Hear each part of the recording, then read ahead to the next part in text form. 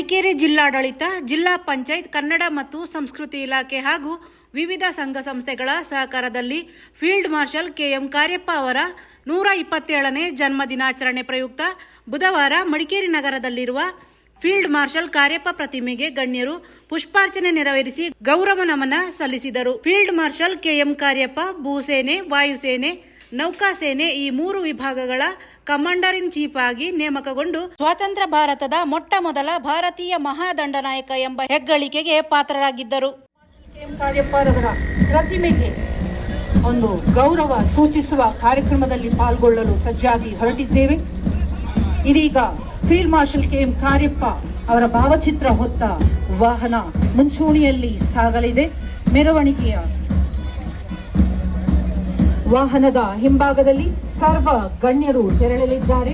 ಅದಾದ ಬಳಿಕ ಈ ಮೆರವಣಿಗೆಯಲ್ಲಿ ಪಾಲ್ಗೊಳ್ಳಲಿರುವ ಸರ್ವ ದೇಶಾಭಿಮಾನಿ ಬಂಧುಗಳು ತಮ್ಮ ಶಿಸ್ತಿನ ನಡಿಗೆ, ಹೆಮ್ಮೆಯ ನಡಿಗೆಯನ್ನು ಮಾಡಲಿದ್ದಾರೆ. ಜಿಲ್ಲೆಯ ಪ್ರತಿಷ್ಠಿತ ವಿದ್ಯಾಸಂಸ್ಥೆ ಕೊಡಗು ವಿದ್ಯಾಲಯದ ವಾದ್ಯಗೋಷ್ಠಿಯ ತಂಡ ವಾದ್ಯದ ಹಿಮ್ಮೇಳನವನ್ನು ಒದಗಿಸಿಕೊಂಡಿದೆ. ಸ್ವತಂತ್ರ ಭಾರತದ ಮೊದಲ ಮತ್ತು ಏಕೈಕ ಸಮಗ್ರ ರಕ್ಷಣಾ ಪಡೆಗಳ ಮೊದಲ ಮಹಾದಂಡನಾಯಕ ಕಮಾಂಡರ್ ಇನ್ ಚೀಫ್ ಎನಿಸಿಕೊಂಡಿರುವ ಫೀಲ್ಡ್ ಮಾರ್ಷಲ್ ಕೆ.ಎಂ. ಕಾರ್ಯಪ್ಪರವರ 127ನೇ ಜನ್ಮ ದಿನಾಚರಣೆ.